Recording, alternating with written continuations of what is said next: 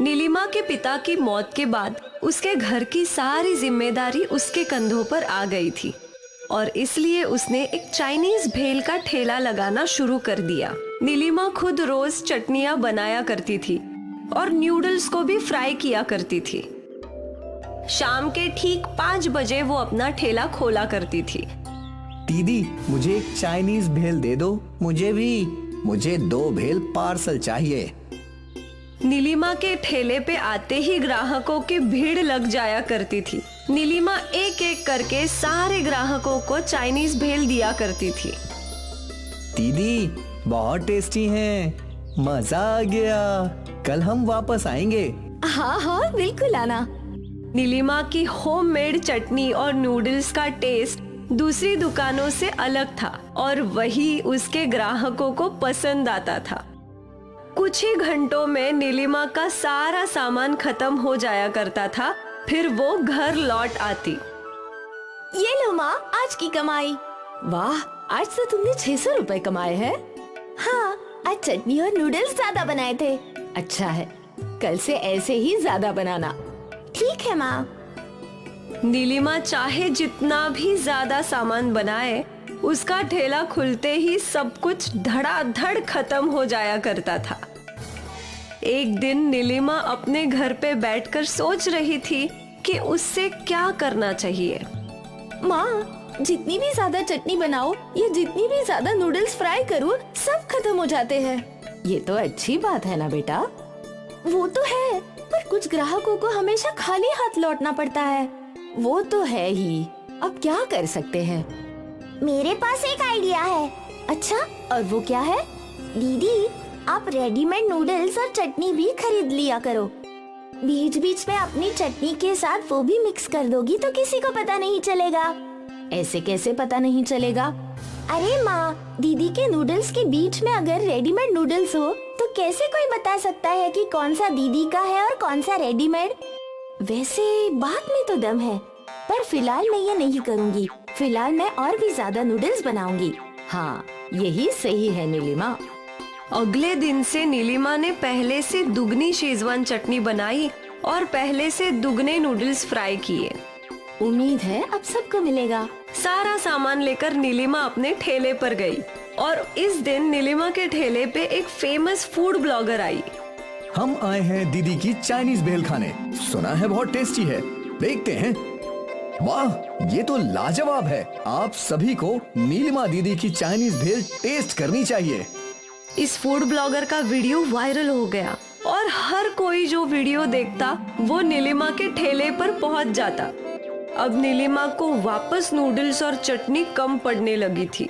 एक चाइनीज भेल दे दो दीदी। भैया, सब कुछ खत्म हो गया है, आप कल आ जाइए।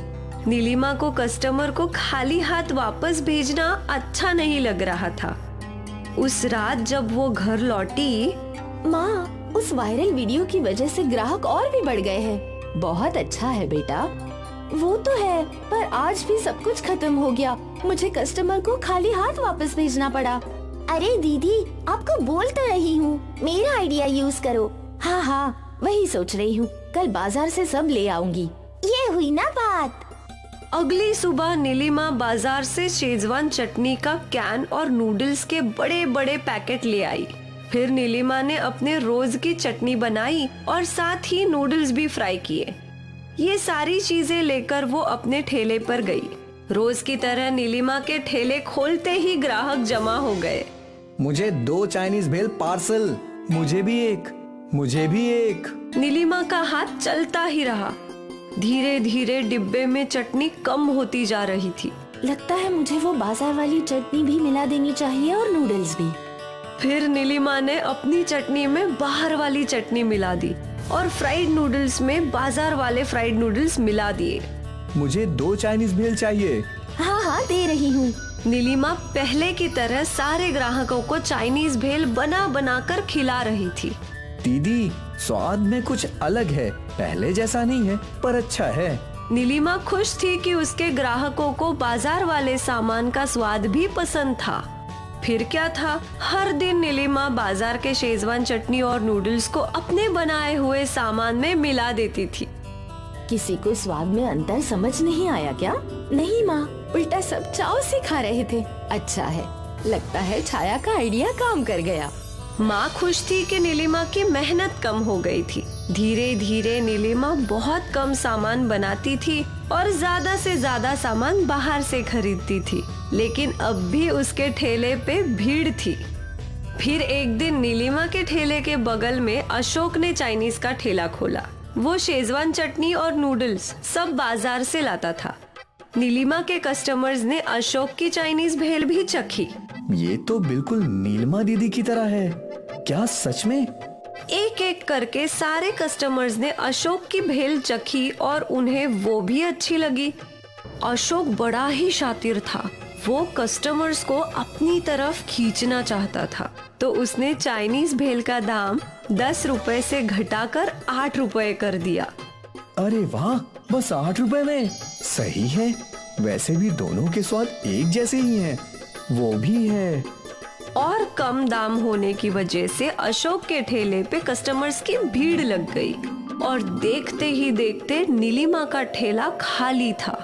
आज पहली बार नीलिमा का सामान खत्म नहीं हुआ था। वो मायूस होकर घर लौटी। क्या हुआ?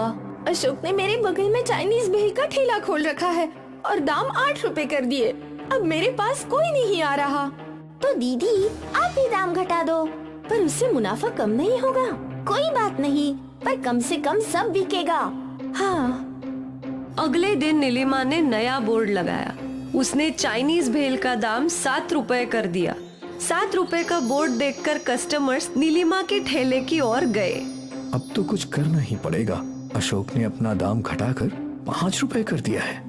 5 रुपए में चाइनीज भेल? अब तो मैं 2 खाऊंगा।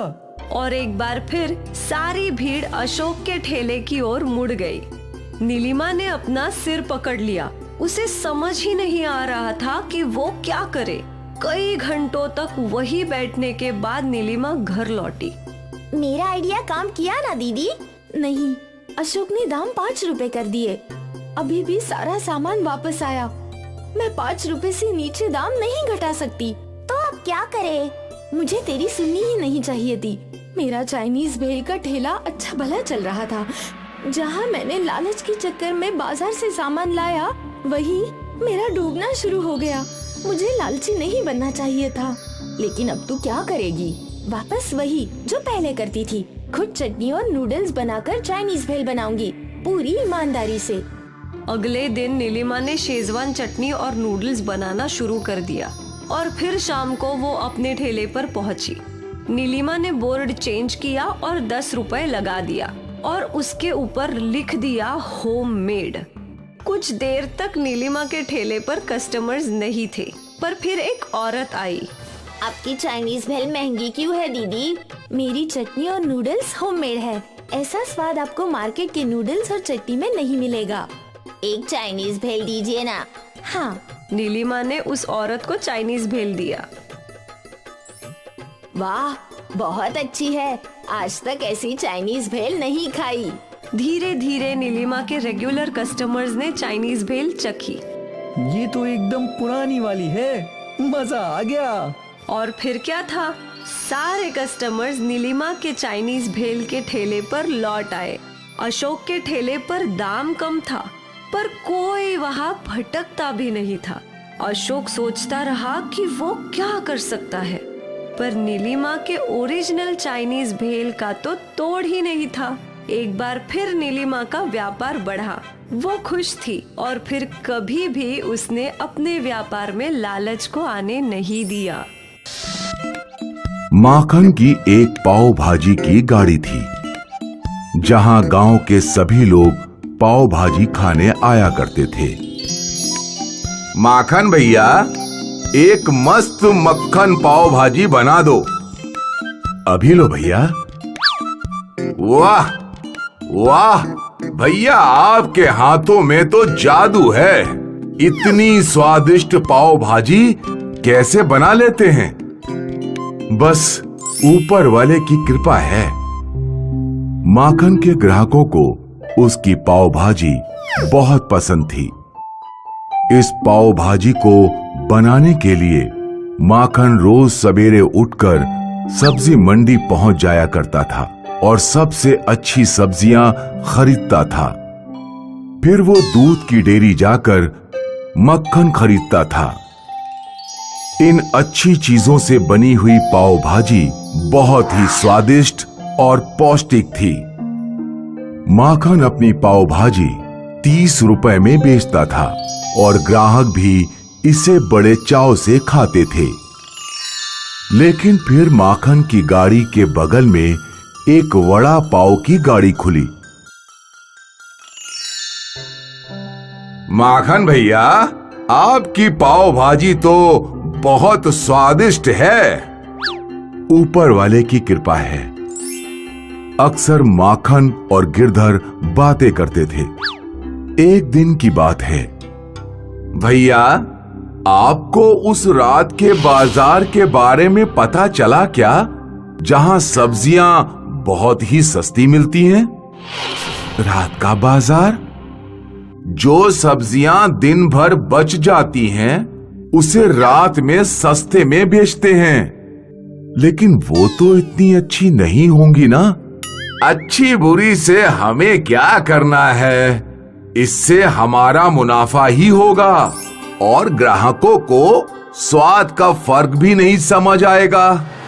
वो तो ठीक है, चलिए आज रात को चलते हैं। गिरधर और माखन रात को सब्जियों के बाजार में पहुंचे। वहां माखन ने आधे दामों पर सब्जियां खरीदी। ये सब तो आधे दामों पर मिली। देखा, मैं ना कहता था कि हमारा मुनाफा होगा। अगले दिन माखन ने इन सब्जियों से पाव भाजी बनाई।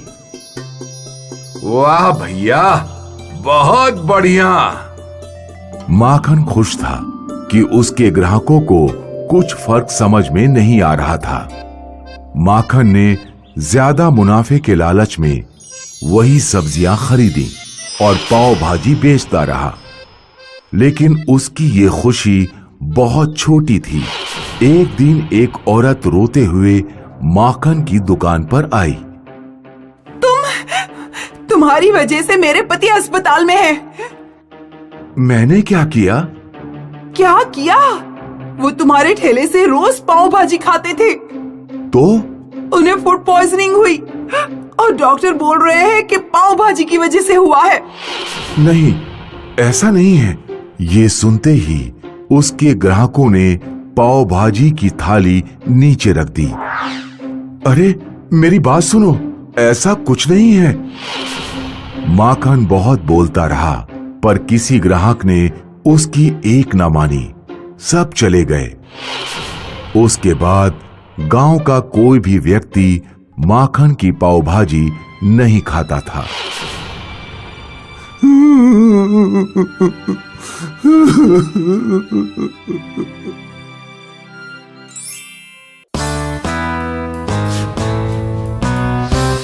लखन सिंह का बेटा चमन दिल्ली यूनिवर्सिटी से ग्रेजुएशन करके वापस अपने गांव लौटता है। आ गए बेटा, आगे क्या करने का इरादा है?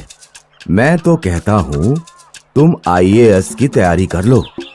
नहीं पिताजी, हमारे देश को इस समय बिजनेस करने वालों की जरूरत है, ऐसे लोगों की जो रोजगार पैदा कर सकें। मैं कोई ना कोई बिजनेस ही करूंगा।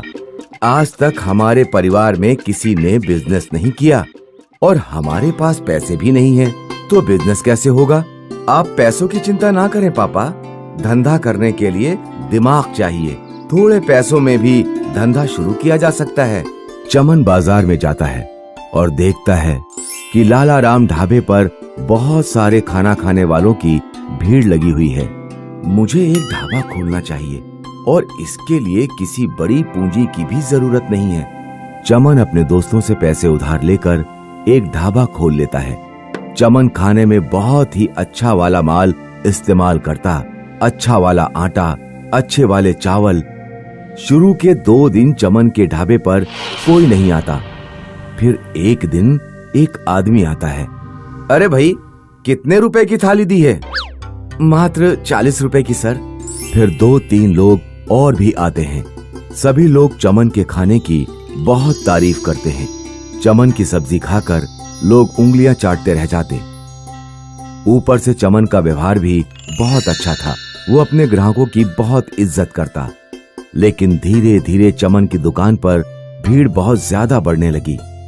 अरे भाई, रोटी जल्दी लेकर आओ। अरे मुझे सब्जी ला कर दो। अरे मेरे चावल खत्म हो गए, मेरे लिए चावल लेकर आओ। एक दिन चमन किसी ग्राहक को सब्जी देने जा रहा होता है। जल्दीबाजी में उसका पैर फिसल जाता है और चमन के सर पर चोट लग जाती है। 1 महीने बाद जब चमन हॉस्पिटल से वापस अपने ढाबे पर लौटता है तो वो देखता है कि उसके आसपास 4-5 नए ढाबे खुल गए हैं। चमन दोबारा ढाबा खोलता है और अपने साथ एक लड़के को भी काम पर रख लेता है।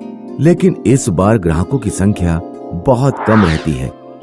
चमन को मजबूरी में अपना ढाबा बंद करना पड़ जाता है। अरे मैं तो पहले ही मना कर रहा था कि बिजनेस मत कर, किसी सरकारी नौकरी की तैयारी कर ले। पिताजी, किसी भी काम में ऐसी छोटी मोटी परेशानियां आती रहती हैं, लेकिन हमें हार नहीं माननी चाहिए। मुझे कुछ नहीं पता, गांव के सारे लड़के तैयारी कर रहे हैं। या तू सरकारी नौकरी की तैयारी कर या घर से निकल जा। चमन उदास होकर गांव में घूम रहा होता है। तभी उसे एक पत्ता गोभी बेचने वाला दिखाई देता है। पत्ता गोभी को देखकर उसे याद आता है कि एक बार उसने दिल्ली में चाइनीज भेल खाई थी। क्यों ना चाइनीज भेल का धंधा ही शुरू किया जाए। चमन नूडल्स, पत्ता गोभी और बाकी जरूरत की सारी चीजें खरीद लेता है और अपना ठेला एक स्कूल के सामने खड़ा कर लेता है। दिन में वो सामान तैयार करता और शाम को चाइनीज भेल बेचता। चमन के पास स्कूल के बच्चों की भीड़ लग जाती। जल्द ही चमन के पास खूब पैसे आने लगते हैं। चमन पूरे गांव में चमन चाइनीज भेल वाला के नाम से फेमस हो जाता है। एक दिन लखन सिंह अपने दोस्त के घर जाते हैं। आओ आओ लखन सिंह, लो ये चाइनीज भेल खाओ। ये तो आज मैं पहली बार खा रहा हूँ। लखन सिंह चाइनीज भेल खाकर देखते हैं। अरे वाह, इसका स्वाद तो बहुत ही अच्छा है। किसने बनाया है इसे? अरे तुम्हें नहीं पता, ये तुम्हारे बेटे चमन ने बनाया है। पूरे गांव के लोग उसकी चाइनीज भेल खाते हैं।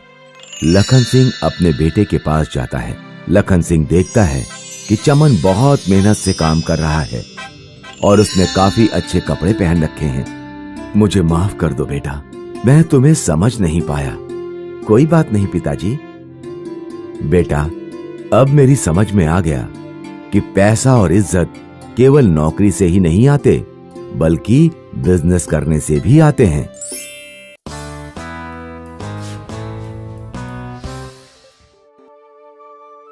एक गांव में सोनम नाम की एक लड़की अस्पताल के बाहर छोले बेचा करती थी।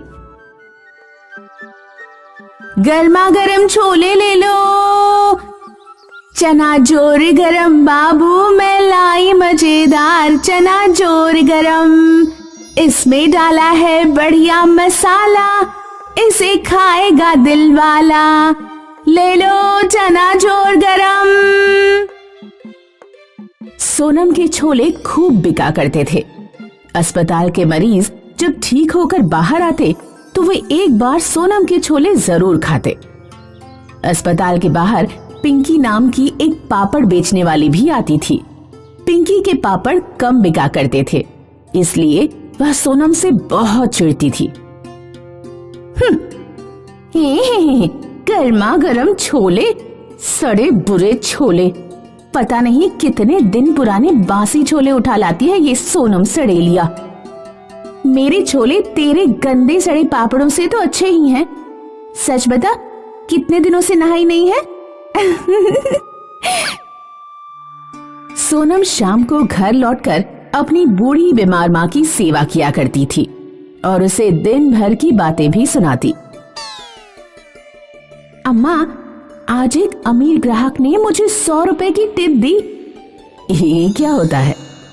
जब कोई खुश होकर कुछ एक्स्ट्रा पैसे देता है तो उसे ही टिप कहते हैं। बेटी, तू अपनी शादी के लिए कोई लड़का ढूंढ ले। मैं तो कहीं उठकर जा भी नहीं सकती।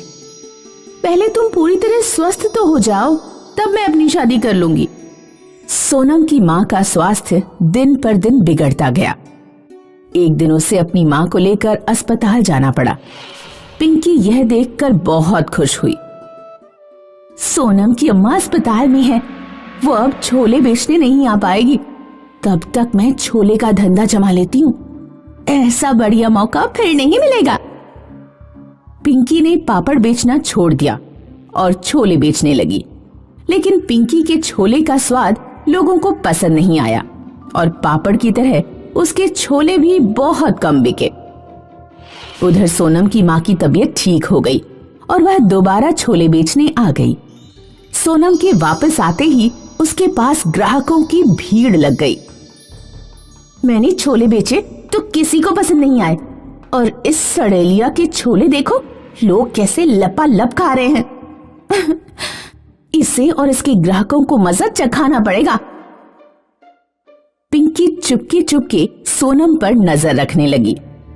एक दिन जब सोनम अपनी छोले की टोकरी बाहर रखकर टॉयलेट के लिए अंदर गई, तो पिंकी ने उसके छोलों में खुजली की दवा मिला दी।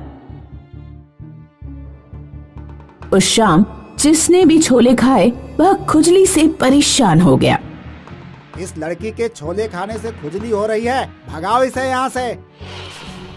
लोग सोनम को अस्पताल के बाहर से भगा देते हैं। पिंकी यह सब देखकर बहुत खुश होती है। अब आया ना मजा। सोनम वीरपुर जाने वाली सड़क किनारे बैठकर रोने लगी। अब मैं अपनी माँ का इलाज कैसे कराऊंगी? सोनम के पास एक बुढ़िया खाना मांगने आई। बेटी, अपनी टोकरी से कुछ छोले मुझे दे दो, बहुत भूख लगी है। अम्मा, ये छोले मत खाओ, इनमें किसी ने कुछ मिला दिया है। मेरे पास 100 रुपए हैं, चाहो तो ये ले जाओ, कहीं से खाना खरीद कर खा लेना। सोनम ने बूढ़ी औरत को अपना 100 का नोट दे दिया। बूढ़ी औरत ने छोलों के ऊपर अपना हाथ किया, कुछ प्रकाश हुआ, फिर वह बूढ़ी औरत चली गई। सोनम खुजली वाले छोले लेकर घर पहुंची। उसने सारी बात अपनी माँ को बताई। ला, एक चम्मच छोले मैं खाकर देखती हूँ, पता लग जाएगा कि इससे खुजली हो रही है या नहीं। माँ ने एक चम्मच छोले खाए। छोले खाते ही सोनम की माँ एकदम स्वस्थ हो गई। बेटी, मैं बहुत अच्छा महसूस कर रही हूँ और मुझे कहीं खुजली भी नहीं हो रही है। लगता है तुम्हें जरूर कोई गलतफहमी हो गई होगी। तुम इन्हीं छोलों को कल दोबारा बेचने जाना।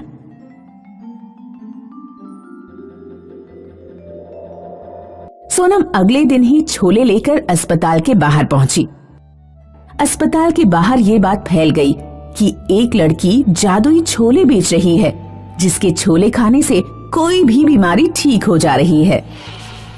सोनम के पास रोगियों की भीड़ उमड़ने लगी। लोगों ने उसे 2 गुने 3 गुने पैसे दिए और छोले खाए और सभी स्वस्थ होकर अपने घर लौट गए। पिंकी को भी यह बात पता लगी। जादुई छोले, ये क्या पागलपन है, जरा मैं भी तो खाकर देखूं। पिंकी ने भी सोनम के छोले खरीदे। जैसे ही उसने छोले खाए उसे भयानक खुजली होने लगी। अरे अरे अम्मा, मर गई रे, ये क्या हो रहा है? हर जगह बहुत खुजली हो रही है। मर गई रे, मर गई। सोनम ने देखा कि बूढ़ी औरत जिसे उसने 100 का नोट दिया था दूर खड़ी मुस्कुरा रही है। सोनम समझ गई कि जादुई छोले उसी बूढ़ी अम्मा का चमत्कार है। बूढ़ी औरत पिंकी के पास गई और उससे बोली,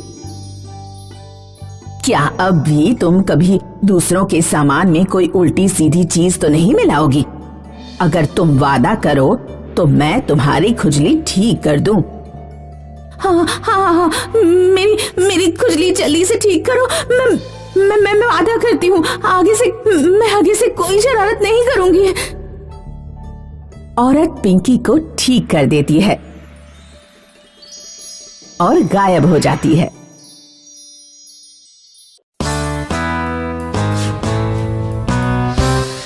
छगन एक पकोड़े वाला है। भैया प्याज के पकोड़े दे दो 1 प्लेट। ये लीजिए। भाई कितना हुआ? 10 रुपए।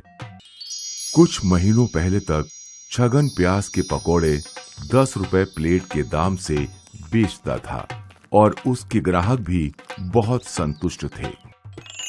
लेकिन फिर नवंबर आया। छगन मंडी में सब्जी लेने गया। प्याज कैसा?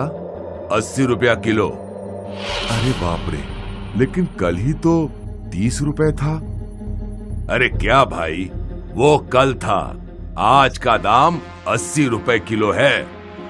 लेकिन एक दिन में इतना दाम कैसे बढ़ सकता है? तुम न्यूज नहीं देखते क्या? प्याज की कमी हो गई है, इसलिए प्याज का दाम बढ़ गया है। अब तो लगता है प्याज 100 रुपए के ऊपर जाएगा। लेकिन फिर मैं पकोड़े कैसे बेचूंगा? प्याज के पकोड़े भूल जाओ। छगन रोज 4 किलो प्याज लेता था, लेकिन आज उसने सिर्फ 2 किलो प्याज लिया। रोज की तरह वो अपने ठेले पर ले गया और उन्हें काट कर पकोड़े बनाने लगा। छगन ने पहले स्लेट पर दाम बदला। अब पकोड़े की प्लेट 10 रुपए नहीं 50 रुपए की थी। छगन ने गर्मा गर्म पकोड़े निकाले और तभी उसके रोज के ग्राहक कल्लू चाचा वहां आए। कल्लू चाचा पकोड़े के शौकीन थे, लेकिन अनपढ़। छगन, 1 प्लेट पकोड़े दे दो। जी चाचा जी। छगन ने पकोड़े दिए और कल्लू चाचा उसे चाव से खाने लगे। तेरे हाथों के पकोड़े में तो जादू है। कल्लू चाचा का खाकर हो गया और वो छगन को 10 रुपए देने लगे। ये लो। चाचा, दाम बढ़ गए हैं, प्याज महंगा हो गया है।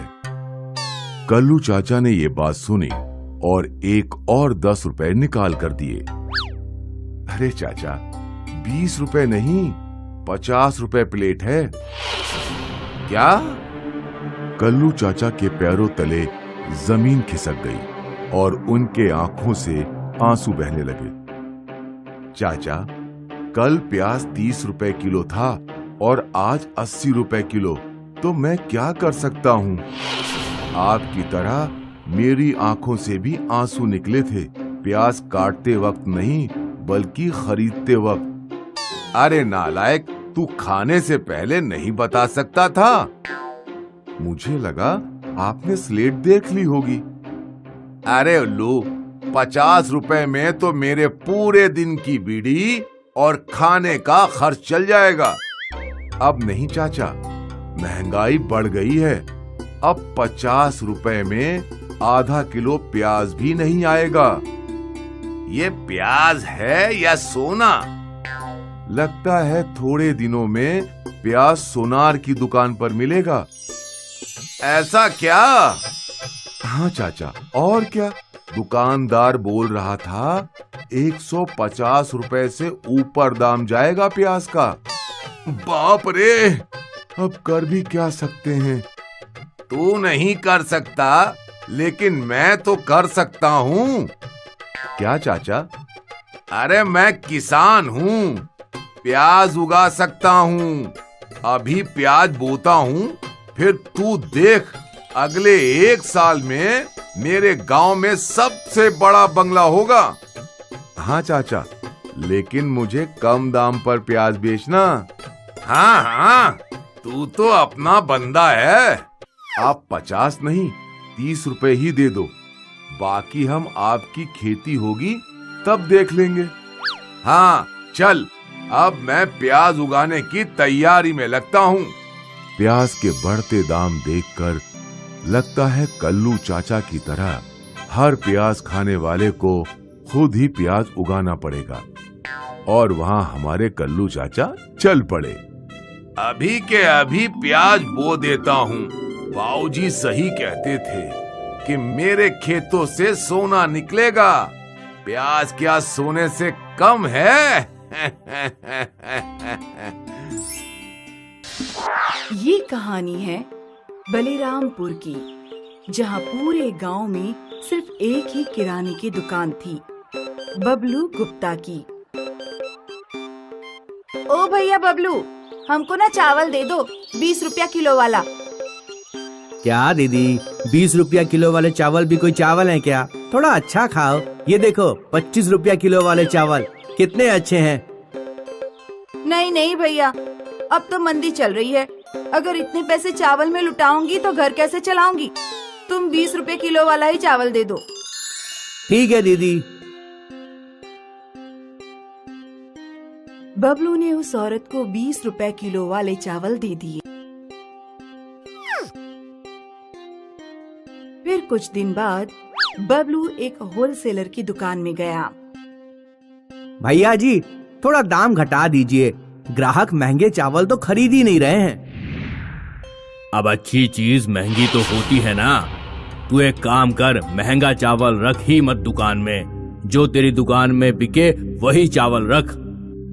आपकी बात भी सही है। आप मुझे 15 रुपए वाले चावल की 2 गोनी दे दीजिए। वो होलसेलर अपने काम में लग गया। तभी उस होलसेलर के यहाँ काम करने वाला एक आदमी बबलू के पास आया। भैया, आपको सस्ता माल चाहिए ना? हाँ, तो आप एक काम करो, पीछे 2 गली छोड़कर एक बड़ा सा गोदाम है, वहाँ चले जाओ। वहाँ आपको 10 रुपए में चावल मिलेगा। 10 रुपए में? हाँ। भैया जी, आप गोनी मत निकालो, मैं अभी वापस आता हूँ। अरे अरे अरे, कहाँ चला तू? अरे चला गया ये भी। पर तब तक बबलू निकल चुका था। बबलू उस आदमी के बताए हुए रास्ते पे चल पड़ा और उसे एक बड़ा सा गोदाम मिल गया, जिसके बाहर एक आदमी बैठा था। लगता है यही वो गोदाम है। क्या चाहिए भाई? चावल चाहिए। कितने वाले हैं? 8 रुपए वाले हैं, 10 वाले हैं और 12 रुपए वाले भी हैं। वाह वाह, आप मुझे 8 और 10 रुपए वाले चावल 2-2 गोनी दे दो। ठीक है। उस आदमी ने बबलू को चावल की गुनिया दे दी। बबलू चावल की गुनिया लेकर दुकान पर आया और उसने नई गुनिया लगा दी। चावल 15 रुपए किलो और 17 रुपए किलो। 15 और 17 रुपए का दाम देखकर एक औरत वहाँ आई। बबलू भैया, आज चावल इतने सस्ते कैसे? बस ग्राहकों की मांग थी, इसलिए मैं ढूंढ कर ले आया। देखिए कितने बढ़िया चावल हैं और दाम तो उससे भी बढ़िया। हाँ हाँ, आप मुझे ये 15 वाले 10 किलो चावल दे दीजिए। ठीक है। बबलू ने 10 किलो चावल बांधे और उस औरत को दे दिए। फिर क्या था, सस्ते चावल की बात पूरे गांव भर में फैल गई और लोगों ने बबलू की दुकान पर कतार लगाना शुरू कर दिया। भैया, मुझे 10 किलो। मुझे 15 किलो। शाम तक बबलू का सारा चावल खत्म हो गया था। ये हुई ना बात, एक ही दिन में इतना मुनाफा। कल जाकर और चावल खरीद लाता हूँ। अगले दिन भी बबलू ने चावल की गुनिया खरीदी, फिर दुकान पर ले जाकर बेचने लगा। आज थोड़ी भीड़ कम थी, पर बबलू का व्यापार अच्छा चल रहा था। बबलू खुश था।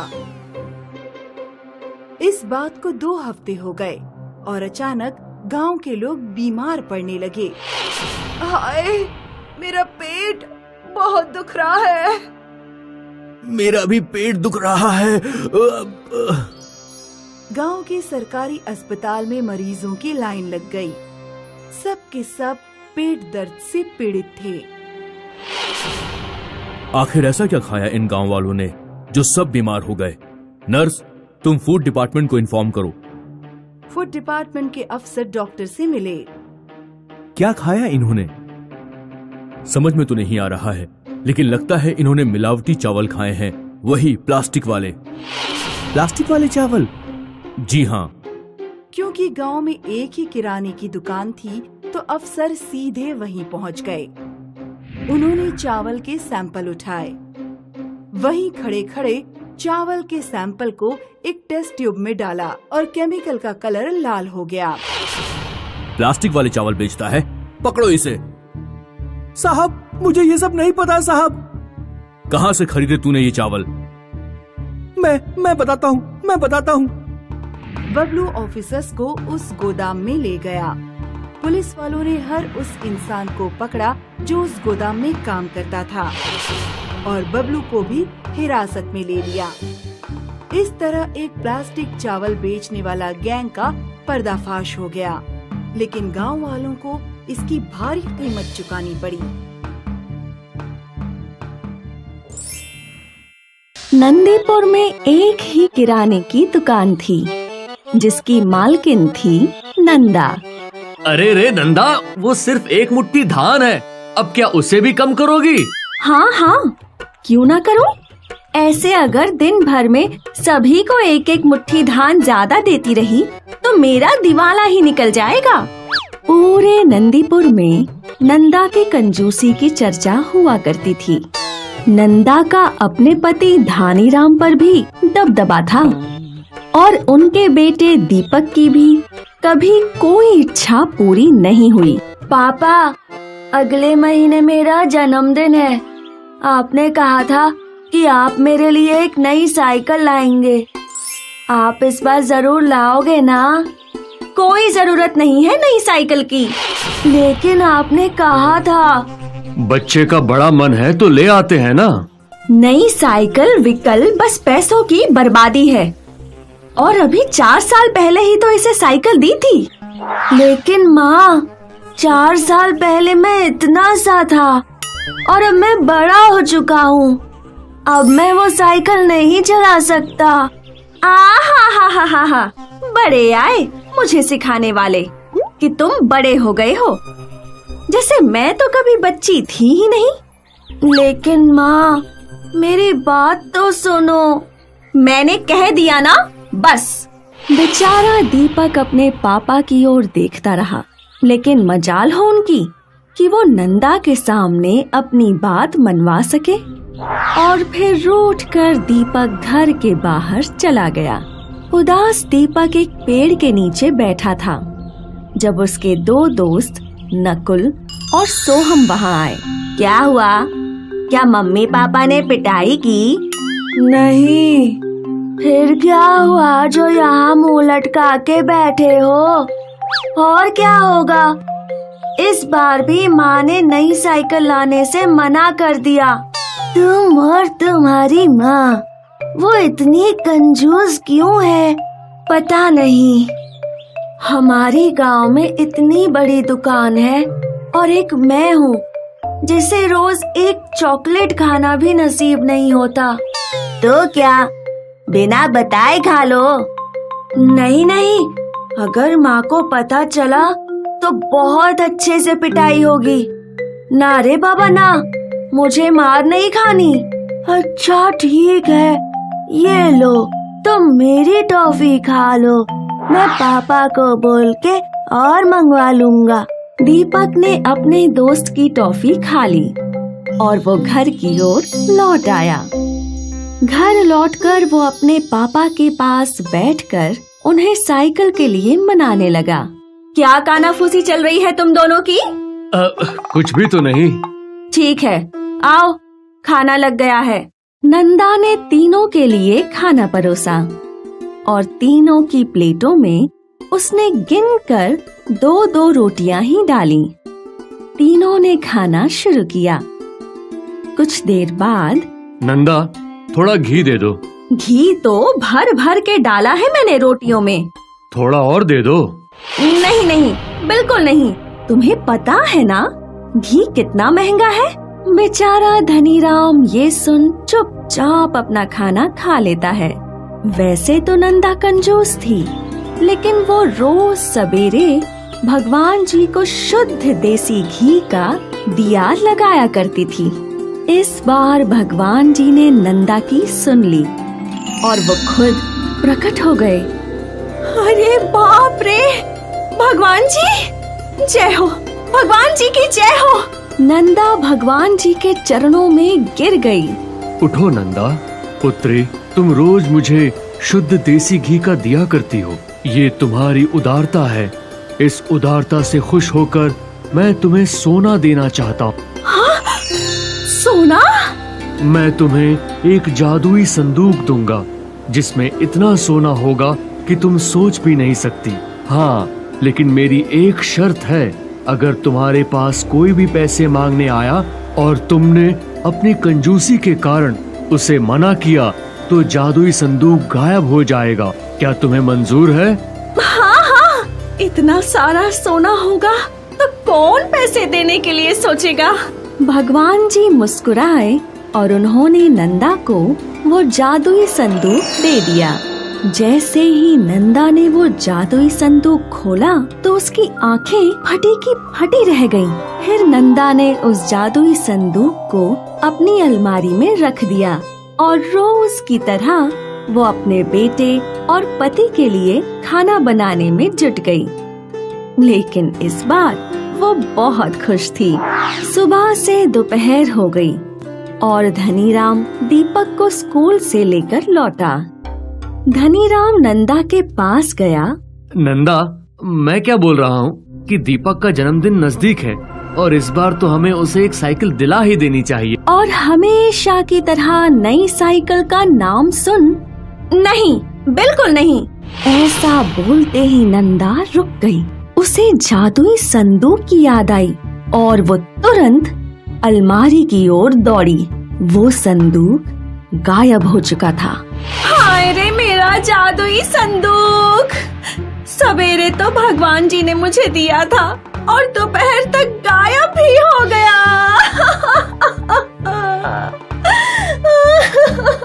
फिर नंदा ने धनीराम और दीपक को सुबह की घटना बताई और वो जोर जोर से रोने लगी।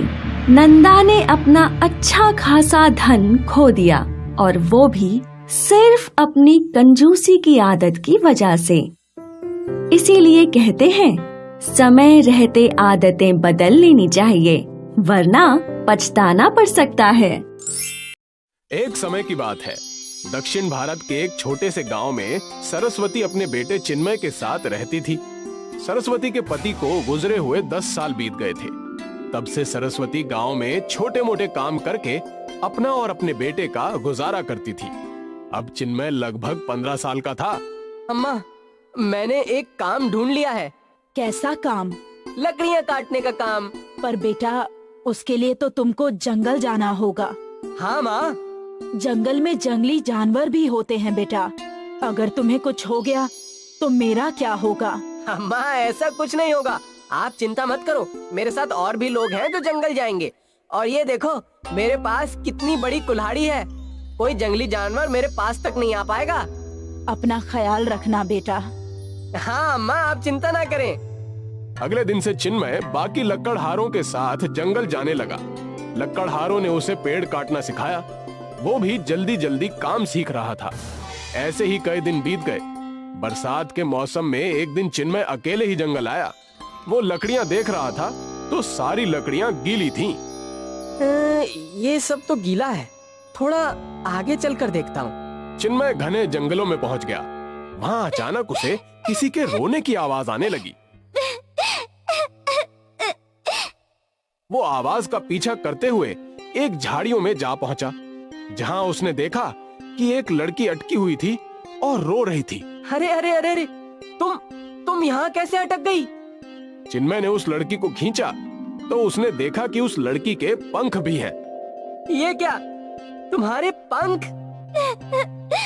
हाँ, मैं परी हूँ।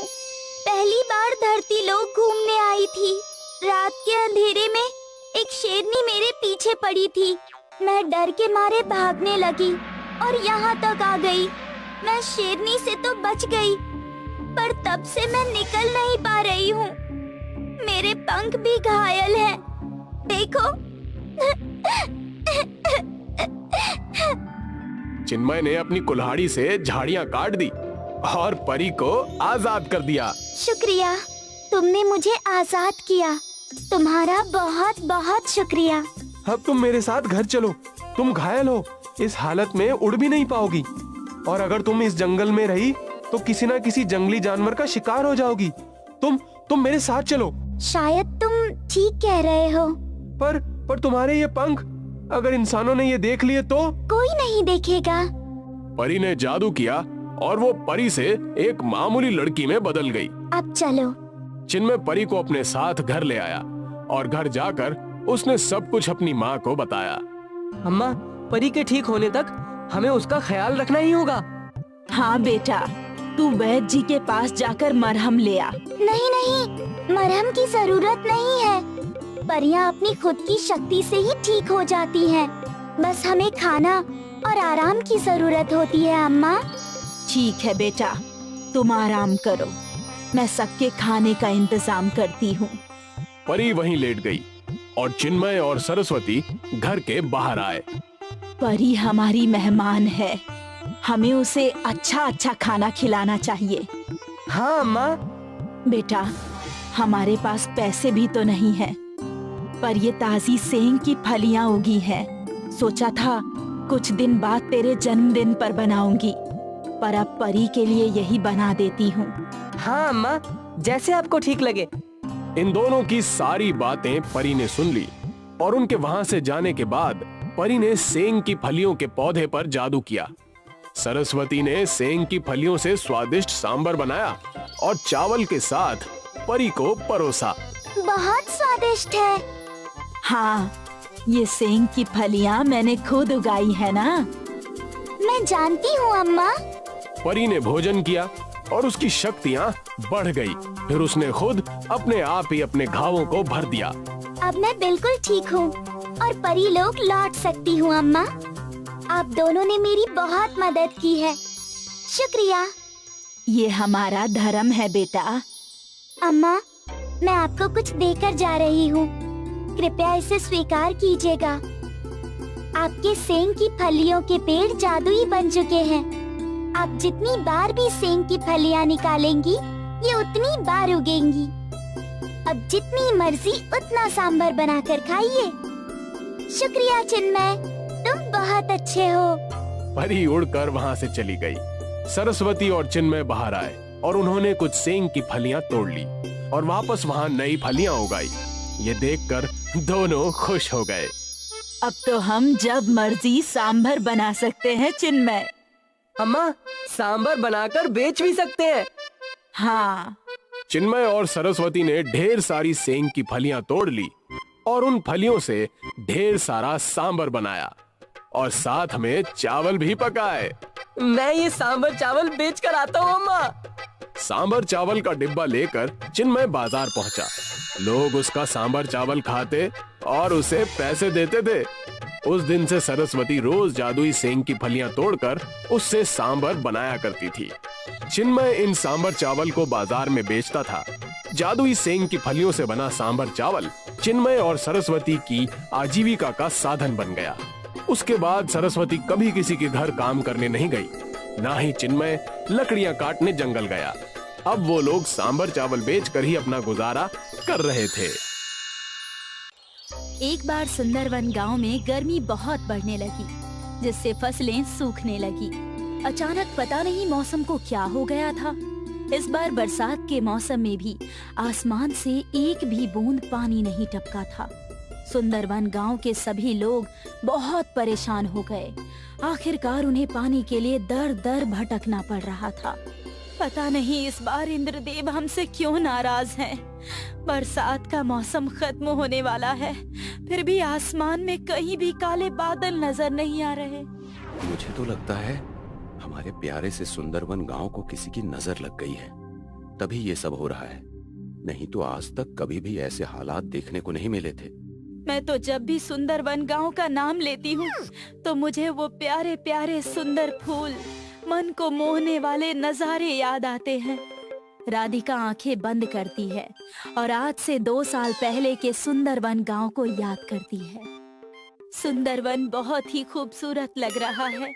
सूर्योदय के समय सूरज की पहली किरण पड़ते ही गांव में चमक सी उठती है। चारों तरफ हरियाली ही हरियाली है।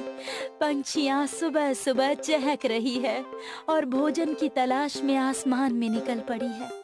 महिलाएं कुएं से पानी भरकर आ रही हैं। किसान अपने बैलों को लेकर खेतों की तरफ बढ़ रहे हैं। बच्चे अपना स्कूल बैग लेकर स्कूल जाने के लिए निकले हैं। सभी लोग संपन्न और खुशहाल दिखाई दे रहे हैं। राधिका एक सुनहरे सपने की तरह सबको याद कर रही थी कि तभी वीरेंद्र उसे सपने से जगाता है। अरे कहाँ खो गई? आजकल खुली आंखों से भी सपने देखने लगी हो क्या?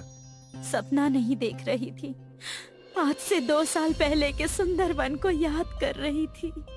हाँ यार, वो भी क्या दिन थे जब इस गांव में खुशहाली ही खुशहाली, हरियाली ही हरियाली और चारों तरफ चकाचौंध थी। लोग इस गांव को देखने के लिए, यहाँ की खूबसूरती देखने के लिए दूर दूर से आया करते थे। और एक आज का दिन है, इस गांव में जीना मुश्किल हो गया है। पता नहीं आगे क्या होगा। फसलें सूख जाने से सारे गांव में अनाज की किल्लत है। किसी के घर में भी इतना राशन नहीं बचा है कि वो 1 महीने तक भरपेट खाना खा सके। तुम 1 महीने की बात कर रही हो? हमारे घर में तो ऐसी हालत है कि 1 हफ्ते तक का भी राशन सही से नहीं बचा है। मुझे ही पता है कैसे मेरी माँ और बाबा खुद को भूखा रखकर हमारा पेट भर रहे हैं। हे ईश्वर, हमारी मदद कीजिए, नहीं तो भूख के कारण हमारा ये सुंदर वन गांव एक शमशान घाट बनकर रह जाएगा। मुझे लगता है हमें इस समस्या को दूर करने के लिए अपने गांव में एक हवन करवाना चाहिए। हाँ, यही सही रहेगा। वीरेंद्र और राधिका गांव में जाकर सभी लोगों को हवन के बारे में बताते हैं। सूखे की समस्या को देखते हुए सभी लोग हवन के लिए राजी हो जाते हैं। गांव में भगवान के मंदिर के सामने एक बहुत बड़ा हवन किया जाता है। हवन खत्म होने पर इस गांव में एक साधु बाबा आते हैं। भिक्षाम देहि माई। साधु बाबा एक एक करके गांव में सबके दरवाजे पर जाते हैं। हे माई, ये साधु कई दिनों से भूखा है, कुछ खाने के लिए दे दो। बाबा, घर में तो कल रात से चूल्हा नहीं जला है। मैं 1 दिन छोड़कर 1 दिन खाना बनाती हूँ क्योंकि घर में पर्याप्त राशन नहीं है। ये सुनकर साधु बाबा जैसे ही इस घर से निकलने लगते हैं, वो औरत साधु बाबा को आवाज लगाती है। रुक जाइए बाबा, आप मेरे द्वार से खाली हाथ नहीं जा सकते। और वो औरत घर में जो भी राशन बचा है वो साधु बाबा की झोली में डाल देती है। ईश्वर तुम्हारी रक्षा करें और तुम्हारे सारे संकटों को दूर करें। साधु उस औरत को आशीर्वाद देकर और भिक्षा लेकर वहाँ से दूसरे घर की तरफ चले जाते हैं। साधु को एक कुटिया दिखाई देती है जिसमें एक परिवार खाना खा रहे हैं। भिक्षाम देहि। साधु की आवाज सुनकर परिवार का मुखिया बाहर आता है और उन्हें अपने हिस्से का खाना दे देता है। साधु उस मुखिया के हिस्से की 1 रोटी खाते हैं, पर उससे साधु का पेट नहीं भरता। साधु के चेहरे पर असंतुष्टि के भाव देखकर परिवार का मुखिया अंदर जाता है और अपनी बीवी का खाना लाकर भी साधु बाबा को दे देता है। साधु बाबा ये 1 रोटी और खा लेते हैं, पर इससे भी उनका पेट नहीं भरता। हे सज्जन पुरुष, तुमने ये अधूरा खाना खिलाकर मेरी भूख को और भी बढ़ा दिया है। ये लीजिए बाबा, आप मेरा भी खाना खा लीजिए। ये लीजिए साधु बाबा, आप मेरे हिस्से का भी खाना खा लीजिए और अपनी भूख मिटाइए। साधु बाबा ये सारा खाना खाते हैं और इस परिवार की सेवा भक्ति को देखकर इन्हें आशीर्वाद देते हैं। हे सज्जन पुरुष, मैं तुम्हारी सेवा और दान प्रवृत्ति देखकर बहुत खुश और चकित रह गया हूँ। तुमने और तुम्हारे परिवार ने खुद को भूखा रखकर आज मेरा पेट भरा है। ईश्वर तुम्हारी रक्षा करें, तुम्हारे सभी कष्टों को दूर करें। साधु बाबा इनको आशीर्वाद देकर अगले घर के दरवाजे की तरफ बढ़ते हैं। ऐसा करते करते साधु बाबा पूरे सुंदरवन गांव में घूमते हैं और भिक्षा मांगते हैं। देखते ही देखते शाम हो जाती है और साधु बाबा इस गांव से चले जाते हैं। गांव के सभी लोगों के पास जो भी कुछ था उन्होंने सब कुछ साधु बाबा को दान कर दिया था। अब किसी के पास भी अगले दिन खाने के लिए एक दाना भी राशन का नहीं बचा था। पर जैसे ही सुबह होती है और सूरज निकलता है तो सुंदरवन गांव के नजारे को देखकर सभी लोग चकित हो जाते हैं, क्योंकि गांव के एक तरफ से पानी की नदी और दूसरी तरफ से चावल की नदी बहने लगती है। हाँ, ये तो सचमुच ईश्वर की कृपा हो गई इस गांव पर। सभी गांव वालों ने एक नदी से पानी और दूसरी नदी से चावल लिए और गांव में एक बहुत बड़ी दावत रखी गई। ये कहानी अच्छे गांव की है, जहां अमृत अपनी पत्नी गंगा और माता पिता के साथ रहता है। अमृत झगड़ालू स्वभाव का है, लेकिन गंगा हमेशा शांत रहती है। अमृत को गंगा का बनाया हुआ खाना पसंद नहीं आता। आज भी गंगा ने नाश्ते में बड़े चाव से आलू के पराठे बनाए हैं, लेकिन अमृत को उनमें कोई भी स्वाद नहीं मिलता। गंगा, तुम्हारे हाथों को क्या हो गया है? अब इनमें कोई स्वाद ही नहीं रहा। क्या हुआ अमृत? तुम्हारे इन आलू के पराठों से तो कल की सादी रोटी अच्छी थी। बहू, तुमसे एक काम भी ठिकाने का नहीं होता। अरे इसमें गंगा का क्या कसूर है? अमृत, तुम्हारा मुंह खराब होगा। मुझे तो पराठे अच्छे लग रहे हैं। प्लीज आप खाकर तो देखिए। इन पराठों से अच्छा मुझे जहर लाकर दे दो। अमृत गुस्से से पराठा फेंकता है। गंगा अमृत के इस व्यवहार से दुखी होती है। उसकी आंखें भर आती हैं और वो आंसू उस पराठे पर गिरते हैं। गंगा वो पराठा उठाकर चूमती है। अमृत का गुस्सा फिर भी शांत नहीं होता। वो गंगा को अपमानित करके घर से निकाल देता है। व्यास जी बहू का साथ देते हैं और दोनों घर से निकल जाते हैं। गंगा अपनी ससुराल का झगड़ा लेकर मायके नहीं गई। दोनों घर से बाहर सड़क पर हैं। गंगा घर से निकलते समय वो पराठा जिसे अमृत ने फेंक दिया था अपने साथ लेकर आई है। व्यास जी अपनी बहू को आत्मनिर्भर बनने की सलाह देते हैं। पिताजी, आप क्या कहना चाहते हैं? बहू, जिस पराठे के कारण तुम्हारा अपमान हुआ है, उसी पराठे से तुम अपने नए जीवन की शुरुआत करो। आप होटल या ढाबा खोलने की बात कर रहे हैं? उसके लिए पैसों की जरूरत होगी। चिंता मत करो, मैं अपना मोबाइल बेच दूंगा। फिर भी मेरा ढाबा चलेगा, इसकी क्या गारंटी है? तभी गंगा के हाथ में जो पराठा है उससे आवाज आती है। गंगा और व्यास जी हैरानी से देखते हैं। गंगा, तुम्हारे ढाबे को चलाने की गारंटी मैं लेता हूँ। ये कौन बोल रहा है? मैं तुम्हारे हाथ का पराठा बोल रहा हूँ। तुम्हारे पति ने जब से मुझे खाने से इनकार करके जमीन में फेंक दिया और तुम्हारी आंख के आंसू जब पराठे पर गिरे तो मुझ में जादुई शक्ति आ गई। अब मैं जादुई पराठा बन गया हूँ। तुम मुझे हमेशा अपने पास रखो। मेरे जादू से तुम्हारा ढाबा खूब चलेगा। पराठे की बात सुनकर गंगा और व्यास जी अपनी पहचान बदलकर सड़क किनारे एक ढाबा खोलते हैं। ढाबे का नाम गंगा के पराठे रखते हैं। पहले दिन से ही ग्राहकों की भीड़ लग जाती है। गंगा उस जादुई पराठे को हमेशा अपने पास रखती है। गंगा का ढाबा कुछ ही दिनों में गांव की पहचान बन जाता है। गंगा और व्यास जी ने अभी तक अपनी पहचान छुपाए रखी है। अमृत की माँ उस ढाबे के खाने की बहुत तारीफ करती है। बेटा, गंगा के ढाबे ने तो धूम मचा रखी है। उसके खाने की खुशबू दूर दूर तक फैल गई है। माँ, एक ही गंगा का ढाबा है और एक आपकी बहू गंगा, जिसके हाथ में कोई स्वाद नहीं है। हाँ बेटा, चलो किसी दिन हम भी इस ढाबे में खाना खाकर आते हैं। ठीक है माँ, अगले संडे को चलते हैं। अमृत बेटा, बहू का कुछ पता चला? नहीं माँ, वो अपने मायके में नहीं है। मुझे सिर्फ इतना ही पता है। तुम्हारे पिताजी और बहू ना जाने कहाँ धक्के खा रहे होंगे। गंगा का ढाबा अब रेस्टोरेंट में परिवर्तित हो जाता है। व्यास जी रेस्टोरेंट के काउंटर पर बैठते हैं और गंगा किचन संभालती है। एक दिन ग्राहकों की भीड़ में अमृत और उसकी माँ भी खाना खाने आते हैं। व्यास जी और गंगा उन्हें पहचान जाते हैं, लेकिन अमृत दोनों को नहीं पहचान पाता, क्योंकि दोनों अपनी पहचान बदलकर डिफरेंट गेटअप में हैं। अमृत और उसकी माँ खाने का ऑर्डर करते हैं। वेटर खाना सर्व करता है। व्यास जी और गंगा किचन में बातें करते हैं। पिताजी, आपने देखा माँ जी खाना खाने आई हैं। साथ में अमृत भी आया है। अगर उन्होंने हमें पहचान लिया तो? जब तक उनकी आंख पर बंधी घमंड की पट्टी नहीं खुलेगी, वो हमें नहीं पहचानेंगे। चलो हम अपना काम करते हैं आगे जो होगा देखा जाएगा। अमृत खाना खाकर बिल मांगता है। गंगा आकर पूछती है, सर आपको खाना कैसा लगा? बहुत स्वादिष्ट। काश ऐसा खाना मुझे रोज खाने को मिलता। आप यहाँ रोज खाना खाने आ सकते हैं। रोज तो नहीं, आगे से हर संडे को जरूर आऊंगा। माँ जी, आपको हमारे हाथ का खाना पसंद आया? ऐसा स्वादिष्ट खाना मेरी बहू भी बनाती तो कितना अच्छा होता।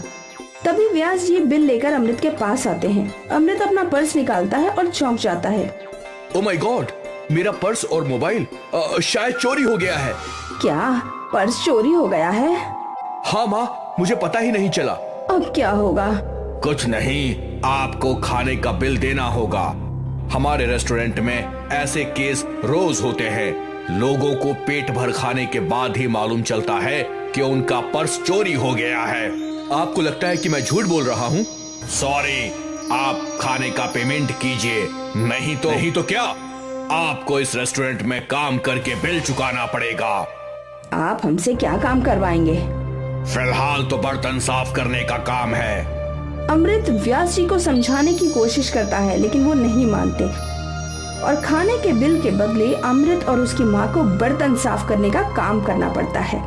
दिन भर दोनों बर्तन साफ करके शाम को रेस्टोरेंट से जाने लगते हैं तो गंगा और व्यास जी को वहाँ देखकर हैरान होते हैं। गंगा और व्यास जी अब अपने असली वेश में हैं। गंगा, तुम यहाँ? अमृत, तुम्हारे पिताजी भी यहाँ हैं। आप दोनों भी यहाँ खाना खाने आए हैं? हम यहाँ खाना खाने नहीं, खाना खिलाने आए हैं। तुमने रेस्टोरेंट के नाम पर ध्यान नहीं दिया। गंगा रेस्टोरेंट, ये मेरी बहू गंगा का रेस्टोरेंट है। क्या गंगा का रेस्टोरेंट? बहू अगर होटल में खाना बनाए तो मजेदार लगता है और घर में वही खाना बेमजा हो जाता है। हाँ माँ जी, मुझे खाना बनाना आता है। शायद आप लोगों को खाना नहीं आता। बस करो बहू, और कितना अपमानित करोगी। हाँ गंगा, हमें अपनी गलती का एहसास हो गया है, हमें क्षमा कर दो। बहू, अपने घर चलो। अमृत और माँ जी का पश्चाताप देखकर गंगा दोनों को माफ कर देती है और अपने घर वापस चली जाती है। पराठे का चमत्कार गंगा की किस्मत बदलकर उसका जीवन खुशहाल बना देता है। ममता एक बहुत ही गरीब घर की लड़की थी। वो अपनी माँ सुमित्रा के साथ रहा करती थी। कमाने का कोई साधन नहीं था, इसीलिए उसने बाहर नौकरी करने के बारे में सोचा। ममता काम की तलाश में इधर उधर घूम रही थी कि तभी उसे एक छोले भटूरे की दुकान दिखाई दी। अरे, यहाँ पर तो बोर्ड लगा हुआ है कि हेल्पर की जरूरत है। चलो, मैं यहाँ जाकर काम के लिए पूछ कर देखती हूँ, क्या पता मुझे यहाँ काम मिल जाए। ममता वहाँ जाकर दुकानदार से काम के लिए पूछती है। हाँ, काम तो है, पर तुम्हें यहाँ पर भटूरे बनाने होंगे, फूले फूले। अगर बना सकती हो तो तुम आज से ही काम पर आ जाओ। ममता काम मिलने पर बहुत खुश होती है और काम करने लगती है। वो बहुत दिल लगाकर भटूरे बनाती है। सारे ग्राहक खुश होकर भटूरे खाते हैं। एक दिन की बात है, उसके पास एक चूहा आ जाता है। वो उसको भगाने के चक्कर में भटूरा डालकर भूल जाती है, जिसकी वजह से भटूरा जल जाता है। ये क्या किया तुमने? भटूरा जला दिया। कोई काम ध्यान से नहीं करती। मैदा और घी का क्या भाव है तुम्हें पता भी है? तुम्हारी इस दुकान में कोई जरूरत नहीं है। निकल जाओ मेरी दुकान से। तुम आज तक का वेतन लो और इसको लेकर निकल जाओ। मैं किसी और को अपनी दुकान पर रख लूंगा। अपना ठिकाना कहीं और देख लो। नहीं नहीं, मुझे दुकान से मत निकालिए। आगे से मैं ध्यान रखूंगी। मेरी दुकान में अब तुम्हारे लिए कोई जगह नहीं है। निकल जाओ यहाँ से। दुकानदार उसका जला हुआ भटूरा दुकान से बाहर फेंक देता है और उसको धक्के मारकर निकाल देता है। ममता उस भटूरे पर जाकर गिरती है और उसके ऊपर बैठकर रोने लग जाती है। तभी भटूरे में एक जादू आ जाता है। वो अपने ऊपर ममता को बिठाकर उड़ने लगता है। एक काम मिला था, वो भी अब हाथ से चला गया। अब मैं अपनी माँ सुमित्रा और अपना पेट कैसे पालूंगी? क्या करूंगी? कुछ समझ नहीं आ रहा। वो ऐसा सोच ही रही थी तो उसने देखा कि वो घर पर पहुंच गई है। ये देखकर वो आश्चर्यचकित हो जाती है। अरे, अभी तो मैं दुकान पर थी, यहाँ पर कैसे आ गई? और यहाँ पर जला हुआ भटूरा भी मेरे साथ कैसे आ गया? ये तो बड़ी आश्चर्यचकित बात है। मैं एक जादुई भटूरा हूँ और उड़ने वाला भटूरा हूँ। तुम जितना चाहो मुझे आकार में बड़ा कर सकती हो। मैं बड़ा हो जाऊंगा और मैं जादुई होने की वजह से मनचाही जगह पर जा सकता हूँ।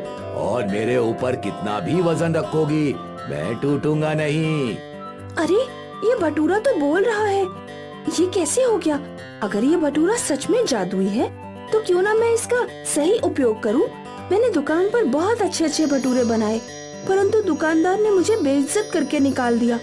अब मैं अपनी छोले भटूरे की दुकान खोलूंगी जो इस भटूरे पर बनाकर बेच सकूं। ममता ये सब बात अपनी माँ सुमित्रा को बताती है तो सुमित्रा ये सुनकर खुश होती है और कहती है, अरे तू भटूरे की दुकान तो खोलने वाली है, पर थोड़ा सा मुझे भी तो खिला दे। मुझे तो बहुत तेज भूख लगी है, बाद में सबको खिला दियो, पहले अपनी माँ की तो भूख मिटा दे।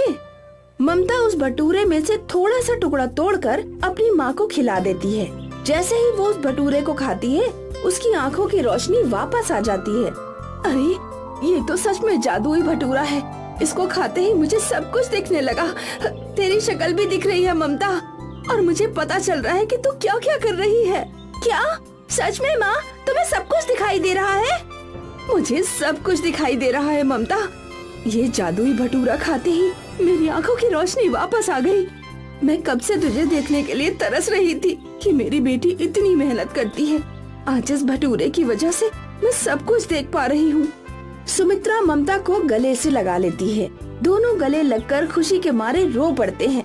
अब ममता छोले भटूरे बनाकर उस उड़ने वाले भटूरे पर रखती है और गांव-गांव में उन छोले भटूरों को बेचा करती थी, जिससे सभी उसके छोले भटूरे को खरीदते थे, क्योंकि वो उड़ने वाले भटूरे पर रखकर छोले भटूरे बेचती थी। ये बात दुकानदार को पता चलती है। अरे ये तो वही भटूरा है जो ममता के हाथ से जल गया था। ये अब जादुई बन गया। ममता तो इस भटूरे की सहायता से अमीर होती जा रही है और सभी इस उड़ने वाले भटूरे की वजह से छोले भटूरे इसी से खरीदते हैं। मेरा धंधा तो चौपट हो गया है। मुझे इस भटूरे का कुछ तो करना होगा। मैं इस तरह से अपना धंधा चौपट होते हुए नहीं देख सकता। दुकानदार उस भटूरे को हानि पहुंचाने के लिए एक आरी हाथ में लेकर ममता के घर पहुंच जाता है और वहां जाकर उस भटूरे के सामने खड़ा हो जाता है। तो ये भटूरा है जिसने मेरा सारा धंधा चौपट कर दिया। इस भटूरे के तो मैं टुकड़े टुकड़े कर दूंगा। ना रहेगा भटूरा और ना ही रहेगी ममता के छोले भटूरे की दुकान। दुकानदार जैसे ही उस भटूरे पर आरी चलाने के लिए आरी भटूरे पर रखता है, वैसे ही उसके हाथ में जोर की झंझनाहट होती है और आरी उसके हाथ से छूट जाती है। इस भटूरे को छूते ही मेरे हाथ में कंपन शुरू हो गया। अच्छा, तो ये भटूरा इस आरी से कटना पसंद नहीं करेगा। चलो मैं इसको अपने हाथों से ही टुकड़े टुकड़े कर देता हूँ। दुकानदार जैसे ही उस भटूरे के पास उसके टुकड़े करने के लिए जाता है, वो भटूरा उसको अपने ऊपर बिठाकर आकाश में उड़ा ले जाता है और उसे उल्टा कर देता है। दुकानदार उस भटूरे को पकड़कर उल्टा लटक जाता है।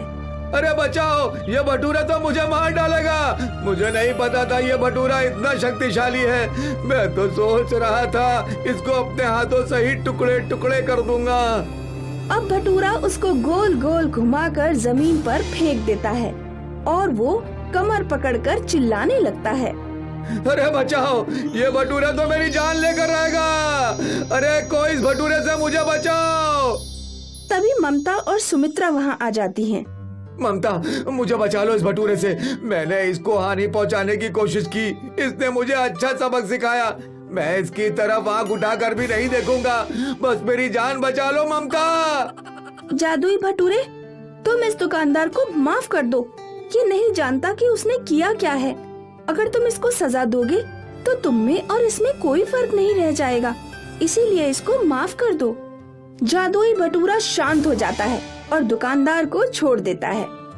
अब ममता और सुमित्रा उड़ने वाले छोले भटूरे की सहायता से सभी गरीबों की सहायता करते हैं और खुशी खुशी छोले भटूरे बेचकर अपना जीवन व्यतीत करते हैं। गौरव रेलवे स्टेशन के पास गोभी आलू पराठा बनाने का काम करता था।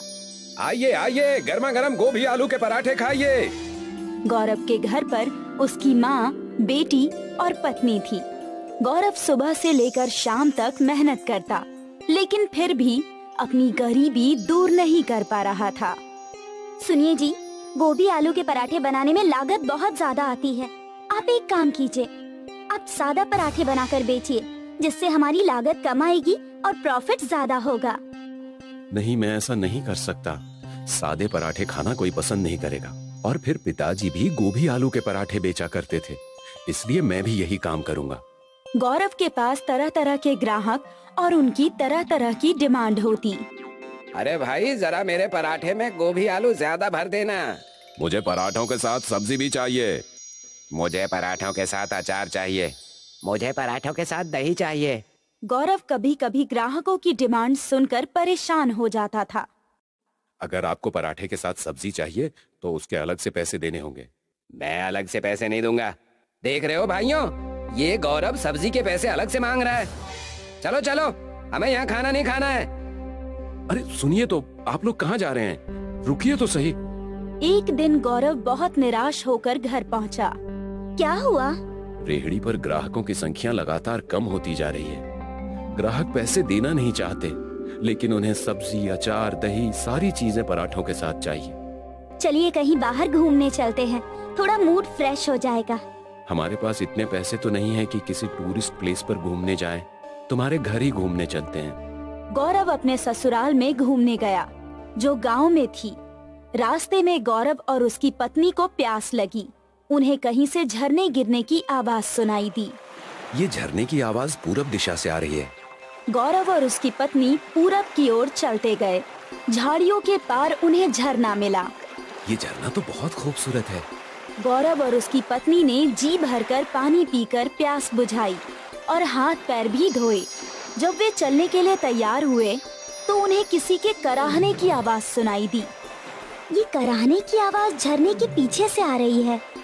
झरने के अंदर घुसकर देखना होगा, तभी पता लगेगा कि उस पार कौन है। लेकिन झरने के अंदर घुसना खतरनाक भी हो सकता है। क्या पता ये किसी तरह का जाल हो। तभी झरने में से एक आवाज आई। ये किसी तरह का जाल नहीं है, मेरी मदद करो। मैं एक साधु हूँ, मुझे कैद से मुक्त करो। मुझे झरने के पार जाना ही होगा गीता।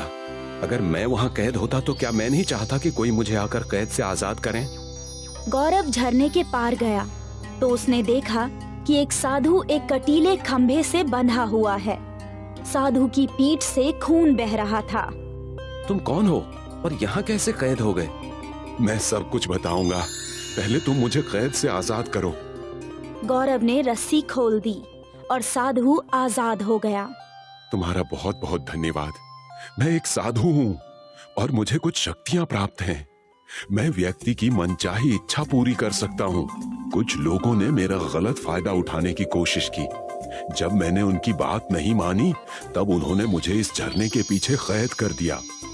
अगर तुम्हें चमत्कारी शक्तियाँ प्राप्त हैं, तो तुमने स्वयं को खुद ही आजाद क्यों नहीं कर लिया?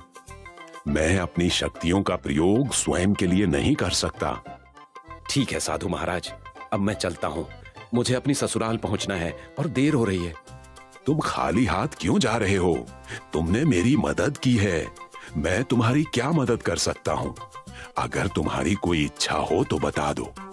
नहीं साधु जी, मैं अपनी मेहनत और लगन से जीवन में कुछ हासिल करना चाहता हूँ। साधु गौरव से बहुत खुश हुआ और उसने मन ही मन गौरव को आशीर्वाद दिया। गौरव अपने ससुराल से लौटने के बाद फिर से अपने गोभी आलू के पराठे बनाने के धंधे में लग गया। आइए आइए, गर्मा गर्म गोभी आलू के पराठे खाइए। आइए आइए। ग्राहक फिर से तरह तरह की डिमांड करने लगे। अरे भाई, मुझे पराठे के साथ सब्जी भी चाहिए। सब्जी तो नहीं है। तभी अचानक उस आदमी के पराठे में से सब्जी निकलने लगी। मुझे पराठे के साथ दही चाहिए। मेरे पास दही नहीं है।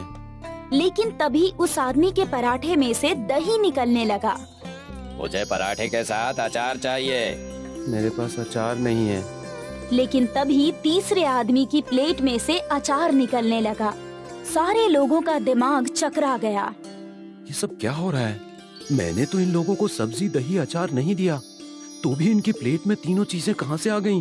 तभी वहाँ वही साधु आया जिसे गौरव ने झरने के पीछे जाकर आजाद किया था। बेटा जरा 2 पराठे लगा देना, सब्जी, दही और अचार के साथ। इतना कहकर साधु अदृश्य हो गए। गौरव समझ गया कि ये सारा चमत्कार उस साधु की वजह से हो रहा है। गौरव की रेहड़ी पर लोगों की भीड़ लग गई। सभी पराठे खाने के लिए वहाँ टूट पड़े। वे पराठे के साथ सब्जी, दही, अचार और जो भी मांगते वही पराठों में से निकलने लगता और थाली में आ जाता। गौरव ईमानदारी से सिर्फ पराठों के पैसे लिया करता। कुछ ही दिनों में गौरव लखपति बन गया। गौरव ने सबको सच सच बता दिया कि ये चमत्कार एक साधु की वजह से हो रहा है, जिसे गौरव ने झरने के पीछे के कैद से मुक्त किया था। वे साधु झरने के पास ही ध्यान में लीन होकर तपस्या करने लगे। गौरव के बराबर में दीपक नाम का एक आदमी ठेला लगाता था। दीपक भी पराठे बेचा करता था। दीपक ने सोचा कि अगर वो भी गौरव की तरह वरदान प्राप्त कर ले तो वो भी जल्द ही अमीर हो जाएगा। दीपक गौरव के पास गया और उसने बातों बातों में वो जगह पूछ ली जहाँ झरना था। दीपक बंदूक लेकर साधु के पास पहुँच गया। तुम कौन हो और यहाँ क्यों आए हो? सुन बुढ़ऊ, मेरा नाम दीपक है और मैं गौरव के बराबर में रेहड़ी लगाता हूँ। तूने गौरव को वरदान देकर बहुत बुरा किया। तुम गलत समझ रहे हो। गौरव एक भला और मेहनती आदमी है। उसने मुझसे कोई वरदान नहीं मांगा था। मैंने तो उसे सदा सुखी रहने का आशीर्वाद भर दिया था। मेरे सामने ज्यादा बड़बड़ मत कर बुड्ढे। चुपचाप मुझे भी लखपति बनने का आशीर्वाद दे, वरना बंदूक से तेरा भेजा उड़ा दूंगा। इस तरह आशीर्वाद प्राप्त नहीं किया जाता है। लगता है तू ऐसे नहीं मानेगा। दीपक ने साधु की गर्दन पकड़ ली और उसकी गर्दन को दबाते हुए बोला, जल्दी आशीर्वाद दे, वरना मैं तेरा काम तमाम कर दूंगा। ठीक है, मैं तुझे आशीर्वाद देता हूँ। दीपक ने लौटकर बहुत खुश होकर अपनी रेहड़ी लगाई। दीपक ने जब ग्राहकों को प्लेट में पराठे रखकर दिए तो प्लेट में पराठों के ऊपर सांप बिलबिलाने लगे। जितनी बार भी दीपक ने प्लेट पर पराठा रखा, हर बार परिणाम वही हुआ। लोगों ने दीपक के पराठे बिल्कुल खाने छोड़ दिए। अब सारे ग्राहक गौरव की रेहड़ी पर जाने लगे और गौरव ने देखा कि ग्राहकों की संख्या बहुत बढ़ गई है, तो गौरव ने 2 नौकरों को रखकर एक रेस्टोरेंट खोल लिया और इस तरह अपनी मेहनत और लगन के भरोसे पर खुशहाल जीवन बिताने लगा। झारखंड के बागी इलाके में जग्गा अपने साथियों के साथ लूटपाट करता था। जग्गा का इतना खौफ था कि गांव वाले उसका नाम भी अगर सुन लेते तो घर के बाहर कदम नहीं रखते थे। वहीं एक छोटा सा गांव था बिलासपुर। वो अपने गाय और भैंसों के दूध की वजह से जाना जाता था।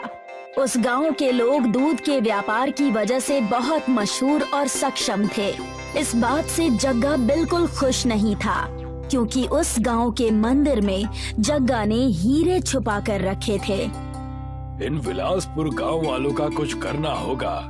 दूध की मलाई खा खा कर गांव वालों में बहुत घमंड आ गया है, और तो और उनके पास हमारे हीरे की ईंट भी है। हुजूर, आप हमेशा हीरे की ईंट के पीछे इतना परेशान क्यों रहते हैं? आखिर माजरा क्या है उस हीरे की ईंट का? कई साल पहले जब मैंने और मेरे साथियों ने सरकार की ट्रेन से हीरे के कीमती सामान चुराए थे, तब हम बिलासपुर गांव जाकर छुपे हुए थे। तब मैंने सारे हीरे बिलासपुर के मंदिर जो उस वक्त बन रही थी, पुलिस और अन्य डाकुओं से बचने के लिए मैंने उन हीरों को ईंटों में रखकर छुपा दिया था। तो हम उस गांव में जाकर डाका क्यों नहीं डाल देते सरकार? हम ऐसा बिल्कुल नहीं कर सकते। मैंने सांबा को कल रात को हीरों के ईंटों के बारे में पता लगाने के लिए भेजा था। वो यहाँ आता ही होगा।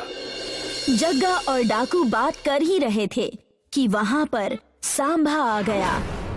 मैं इस गांव में चरवाहा बनकर गया था और मैंने हीरे ढूंढ भी लिए थे, लेकिन पुजारी के आने के डर से मैंने मंदिर की रसोई में हीरों की रोटियां बनवाकर रख दी।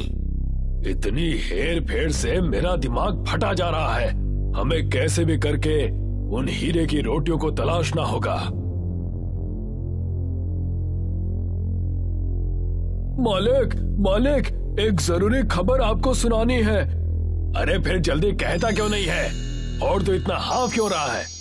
उन बिलासपुर वासियों ने हीरे की रोटियों को मंदिर का चमत्कार समझकर मंदिर में रखवा दिया है। मैंने जैसे ही ये खबर सुनी, मैं दौड़ता हुआ आपके पास आ गया। बिलासपुर गांव जाना जाता है उनके पशुओं के बारे में। अगर हम उन पशुओं को हथिया लें, तो हमें हीरे की रोटियां जरूर मिल जाएंगी। जग्गा अपने डाकुओं की टोली को लेकर बिलासपुर के पास वाली तालाब पर जाता है। ये तालाब देख रहे हो? यहाँ पर बिलासपुर के पशु हमेशा पानी पीने आया करते हैं। तो हमें यहाँ सुबह तक रुकना है और उन्हें बंदी बनाना है ना सरकार? कुछ भी मत बोलो और मेरी बातें अच्छे से सुनो। इस तालाब में बेहोशी की दवाई मिला दो। जब सुबह उनके पशु इस तालाब से पानी पीने आएंगे, तो वो सब बेहोश हो जाएंगे। जग्गा की बात सुनकर उसके साथीदारों ने ऐसा ही किया। सुबह जैसे ही बिलासपुर के पशुओं ने यानी कि गाय, भैंस और बकरियों ने उस तालाब का पानी पिया, वो वहीं बेहोश होकर गिर गए। अरे ये क्या हो गया?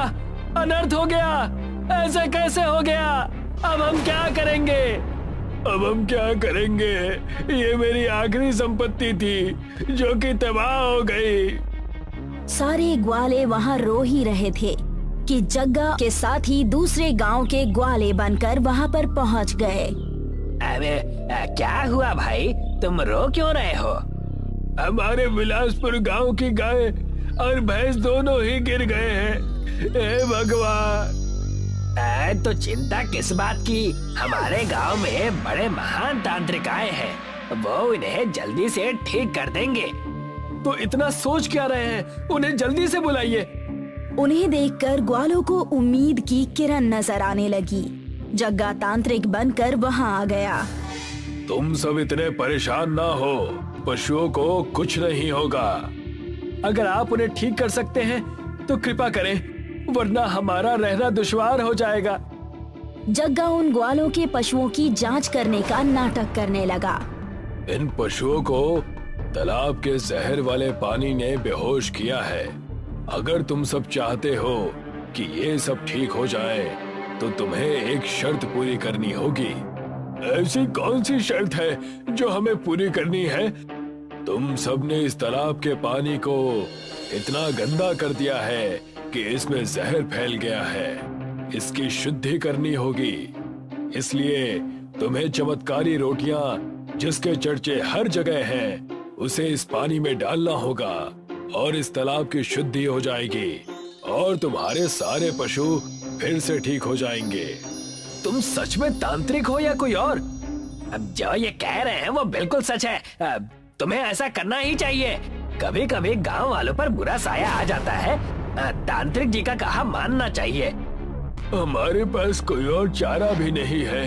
हम बिल्कुल ऐसा ही करेंगे। जग्गा को तांत्रिक के वेश में देखकर गांव वाले उसे पहचान नहीं पाए और बिलासपुर गांव जाकर हीरे की रोटियां ले आए। तब तक तुम एक काम करो, उन पशुओं को कहीं छुपा दो। अगर वो होश में आ गए तो हमारा काम बिगड़ जाएगा। मैं उनसे सारे हीरे की रोटियां लेकर रख लूंगा। अब हुजूर, हमने पहले ही सारे पशुओं को अलग जगह कर दिया है। बस अब आप इनका ध्यान भटकाइए। अगर हमें वो हीरे की रोटियां मिल गई, तो हमें जिंदगी भर बस नाच देखना है और मजे करने हैं। उतने में ही वहाँ पर गांव वाले हीरे की रोटियां लेकर आ जाते हैं। तुम्हें अब पता चलेगा कि असली खेल क्या है। क्या सोच रहे हैं आप? जल्दी से हमारे पशुओं को ठीक कर दीजिए। हमारे पास उनके अलावा और कोई धन नहीं है। सारी चमत्कारी रोटियां इस अपवित्र तालाब में डाल दो। उसके बाद उस तालाब के पवित्र होने का इंतजार करो। तुम्हारी सारी समस्या ठीक हो जाएगी। गांव वाले जैसे ही सारे हीरे की रोटियां तालाब में डालने ही वाले थे कि तब जग्गा उनसे कहता है, एक काम करिए, ये चमकती रोटियां आप मुझे दे दीजिए। जी, आप मुझसे ज्यादा जानते हैं, ये लीजिए। यही तो मैं चाहता था। जग्गा की बात सुनकर ग्वालों ने अपने हाथों से हीरे की चमकती हुई रोटियां उसे दे दी। अब मजा आएगा, इन हीरो से मैं माला माल हो जाऊंगा। सारे ग्वाले पानी में उतरे ही थे कि तभी उनके पशुओं की आवाज आने लगी। ये तो हमारे सारे पशुओं की आवाज है, लगता है वो ठीक हो गए। देखा, मैंने कहा था ना, तुम जैसे ही तालाब में सारी चमकती रोटियां डालोगे, तुम्हारे पशु ठीक हो जाएंगे। मुझे तो यकीन ही नहीं हो रहा कि ये सब ऐसा कैसे हो सकता है। चमत्कार, चमत्कार! हमें जीने का सहारा फिर से मिल गया। एक तरफ सारे ग्वाले खुश थे और दूसरी तरफ जैसे ही जग्गा ने उन हीरे की रोटियों को पानी में डाला, वो सब पत्थर की हो गईं। उनमें सिर्फ पत्थर ही पत्थर नजर आ रहे थे। ये कैसे हो गया?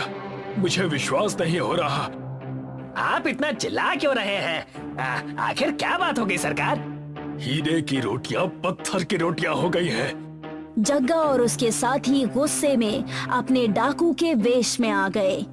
उन्हें डाकू के वेश में देखकर सारे ग्वाले डर के एक कदम पीछे हो गए। अरे ये तो डाकू जग्गा है, हमसे हमारी चमत्कारी रोटी चुराने आया है।